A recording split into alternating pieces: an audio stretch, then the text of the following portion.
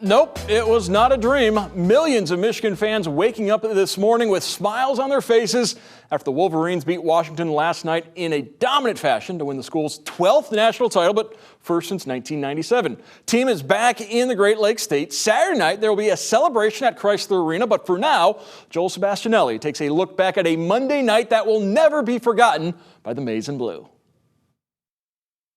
Job is finished. Michigan won a national championship tonight. It's the kind of thing they'll write books about one day. You don't have to wait to read the box score. That'll tell you right away that Donovan Edwards, Blake Corum, and Mikey Sanderstill stepped up when it mattered most again. But for those who stayed to be champions, it's going to take a little while for this feeling to sink in. It kind of doesn't even feel real right now, but we're national champions. It's just surreal. It doesn't even feel like I just won a national championship, but we did, and it's the best feeling in the world, man. A lot to take in at once, starting from that TCU game last year, everything that we done this year stemmed from that, we took that to heart, we all came together, overcame challenges this season and everything like that, so just so grateful.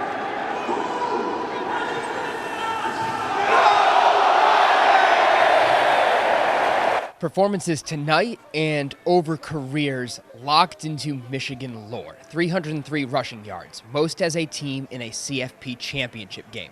Blake Corum added 2 touchdowns in the fourth quarter for a program record 58. The coaches always say playmakers have to make plays and, don't wait on anyone else to make a play. But, today was a complete, team effort.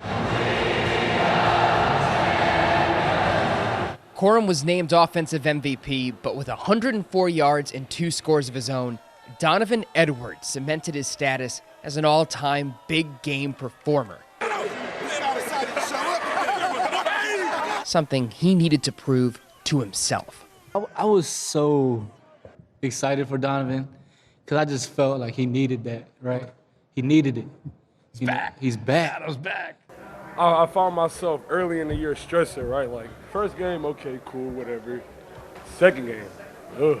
Third game, yo. Fourth game, bro, what's going on? You know yourself, you know what you can do, and it's not happening, and it plays a lot in the mental aspect. I know my talents, I know what I can do. They ran behind Sharon Moore's offensive line with more than 150 career starts.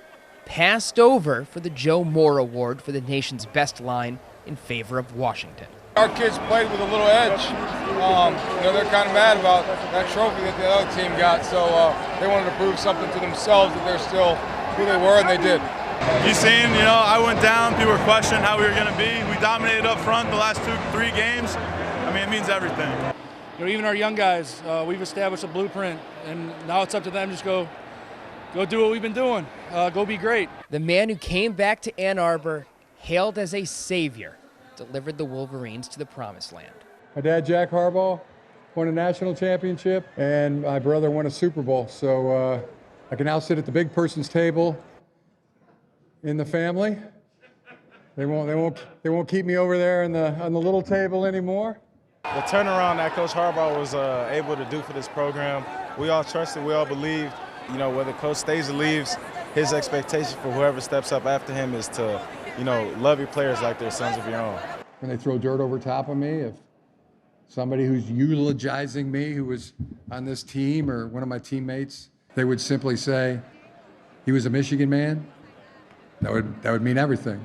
J.J. McCarthy's future is unclear, so is Jim Harbaugh's. But what was made clear tonight, when we look back on the history of the winningest program in college football, the 2023 team and its coach will stand forever as giants and champions.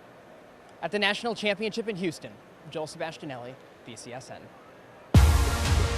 Sports Nightly's coverage of college football's national championship game is presented by Danny's Cafe in Rossford.